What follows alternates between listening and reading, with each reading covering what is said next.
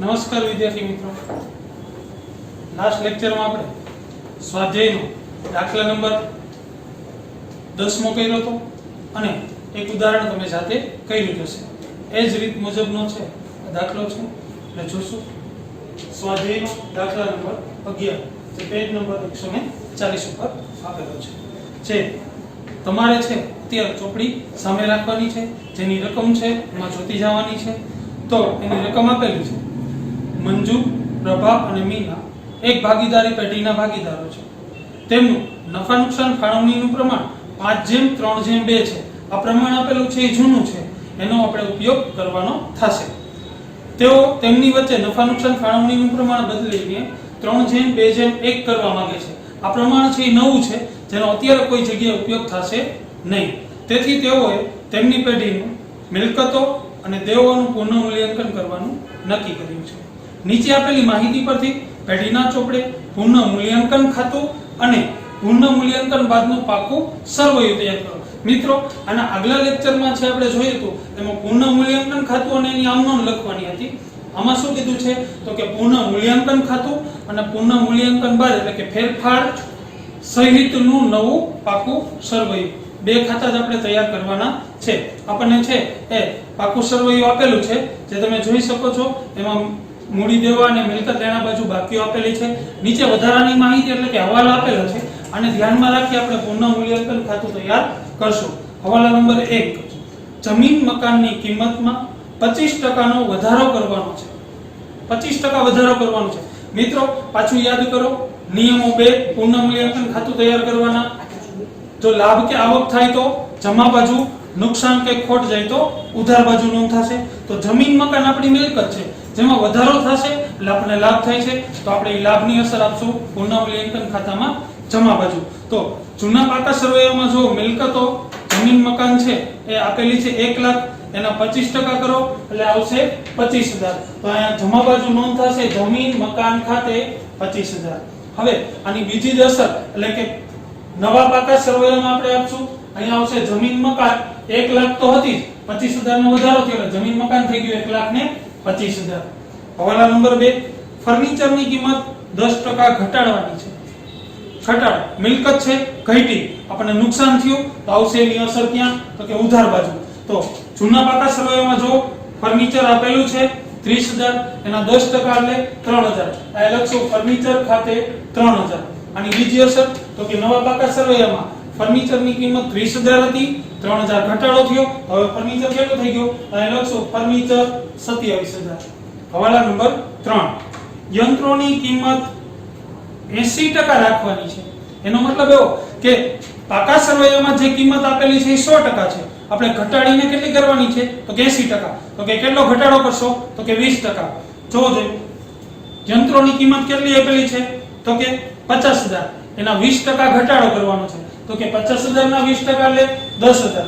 તો આ બાજુ આવશે નુકસાન થયું યંત્રો ખાતે 10,000. હવે એની બીજી અસર આપશું પાકા સરવૈયામાં 50,000 હતી, 10%, 10,000 નો ઘટાડો થયો એટલે યંત્રોની કિંમત હવે કેટલી થઈ ગઈ તો કે 40,000.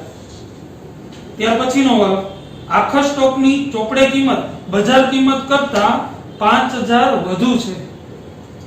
હવે ચોપડે કિંમત એટલે પાકા સરવૈયામાં આપેલી છે તે, અને બજાર કિંમત એટલે બજારમાં જે વેલ્યુ છે તે. ધ્યાનથી વાંચજો, ચોપડે કિંમત બજાર કિંમત કરતા 5,000 વધુ છે. ચોપડામાં જે કિંમત દર્શાવી છે એ બજાર કિંમત કરતા 5,000 વધુ છે. એનો મતલબ એવો કે ચોપડામાં જે કિંમત દર્શાવી છે એના કરતા બજારમાં 5,000 કેવા દર્શાવે છે ઓછા, વધુ દર્શાવેલી છે એટલે આપણે ઘટાડવાના થશે. તો એની અસર આવશે અહીંયા આખા સ્ટોક ખાતે કેટલા 5,000. જૂના પાકા સરવૈયામાં જો આખા સ્ટોક 40,000 આપેલો છે, 5,000 નો ઘટાડો થયો એટલે આખા સ્ટોક આવશે 35,000. ત્યાર પછીનો હવાલો, દેવાદારો પર કુલ 2500 ની ઘાલખાત અનામતની જોગવાઈ રાખવાની છે. જૂના પાકા સરવૈયામાં જો દેવાદારો આપેલા છે 25,000 અને એમાં જ ઘાલખાત આપેલી છે, ઘાલખાત અનામત આપેલી છે 1,000. એનો મતલબ એવો 1,000 તો આપેલી છે, હવે કેટલી રાખવાની છે તો કે 2500 સુધીની. તો કેટલો વધારો કરવાનો થશે તો કે 1,500 નો. જે આપણે નુકસાન થશે તો આ લખશું ઘાલખાત અનામત ખાતે કેટલા 1,500. બીજી અસર અહીં આપશો, અંદરની સાઈડ લખશું દેવાદારો 25000 માઈનસ ઘાલ ખાતા અનામત 2500 એટલે બહાર આવશે 22500. ત્યાર પછીનો વારો, લેણદારોમાંથી 3000 ના લેણદારોને હવે નાણાં ચૂકવવાના નથી. આપણે જેને પૈસા ચૂકવવાના છે એ આપણા લેણદારો છે, એને હવે આપણે કેટલા નથી ચૂકવવાના? તો કે 3000. એનો મતલબ એવો આપણને ફાયદો થયો, જેને આપણે પૈસા દેવાના હતા એને હવે દેવાના નથી. તો જમા બાજુ નોંધ થશે, લેણદારો ખાતે કેટલા? 3000. બીજી અસર તો કે મૂડી દેવા બાજુ અહીંયા લખશું લેણદારો. લેણદારોની કિંમત આપેલી છે 40000, 3000 નથી ચૂકવવાના એટલે અહીંયા આવશે 37000. ત્યાર પછીનો વાલો, બેંક લોન પર છેલ્લા 3 માસનું વ્યાજ ચૂકવવાનું બાકી છે. 3 માસનું. મિત્રો અહીંયા ગણતરી કરવી પડશે. તો કે બેંક લોન આપણને જો જૂના પાકા સરવૈયામાં જો બેંક લોન આપેલી છે 12% ની બેંક લોન 30000, 12% આપેલા છે. વર્ષની ટકાવારી 12000 છે, 12% છે એટલે કે 30000 એના 12% કરો અને ઈ જે કિંમત આવે એને ગુણ્યા 3/12 કરો. ફરીથી 30000 એને ગુણ્યા 12%, પછી જે રકમ આવે એને ગુણ્યા 3 માસ આપેલું છે એટલે 3/12 એટલે 900 રૂપિયા આવશે. ફરીથી 30000 એને ગુણ્યા 12%, પછી જે કિંમત આવે એને ગુણ્યા 3/12 એટલે 900 આવશે. લોન આપણે ચૂકવવાની છે, વ્યાજ આપણે ચૂકવવાનું છે, તો બેંક લોન ખાતે 900. બેંક લોન આપણને આપેલી છે 30000, એમાં પ્લસ વ્યાજ ચૂકવવાનું થશે એટલે કે 30, 900 આપણે ચૂકવવાના રહેશે. આટલા હવાલા હતા મિત્રો. પહેલા હવાલાની અસર આપી દેવાની, એની બીજી અસર પાકા સરવૈયામાં મિલકત લેણા કે મૂડી દેવા બાજુ પ્લસ માઈનસ કરીને આપી દેવાની. પછી તો કે હવે જૂના પાકા સરવૈયામાં જે કિંમતો આપેલી છે એ કિંમતો જેમ આપેલી છે એમને એમ જે બાજુ આપેલી છે મૂડી દેવા બાજુ હોય મૂડી દેવા બાજુ, મિલકત લેણા બાજુ હોય એ મિલકત લેણા બાજુ એમને એમ દર્શાવી દેવાની. પહેલેથી જોતું જવાનું એટલે કે પહેલા જોતા જાય મિલકત લેણા બાજુથી. જો જમીન મકાન આવી ગયું, યંત્રો આવી ગયા, ફર્નિચર આવી ગયું, હવે બાકી રહ્યા રોકાણો. તો અહીંયા દર્શાવી દેવાના, રોકાણો આપેલા છે 50000, તો કે રોકાણો 50000 જેમાં કોઈ પણ જાતનો ફેરફાર નથી. ત્યાર પછી આપેલું છે આખો સ્ટોક જે આવી ગયો હવાલામાં, દેવાદારો આવી ગયા, લેણી હુંડી જેમાં કોઈ પણ જાતનો ફેરફાર નથી, અહીંયા લખી નાખશું લેણી હુંડી 5000. ત્યાર પછી આપેલું છે રોકડ સિલક 40000, એમાંય કોઈ ફેરફાર નથી, અહીંયા લખી નાખશું રોકડ સિલક 40000. હવે આવી જાઓ મૂડી દેવા બાજુ. મૂડી આપેલી છે જેમાં કોઈ ફેરફાર નથી એટલે મૂડી અહીંયા લખી નાખશું મૂડી, ત્રણેયની મૂડી મંજુ 1,50,000, પ્રભા 40000, મીના 30000. રેડી? આ અંદરની સાઈડ લખી ટોટલ કરીને 12 લખી શકો, ડાયરેક્ટ 12ની સાઈડ પણ લખી શકાય છે. ત્યાર પછી ચાલુ ખાતા આપેલા છે.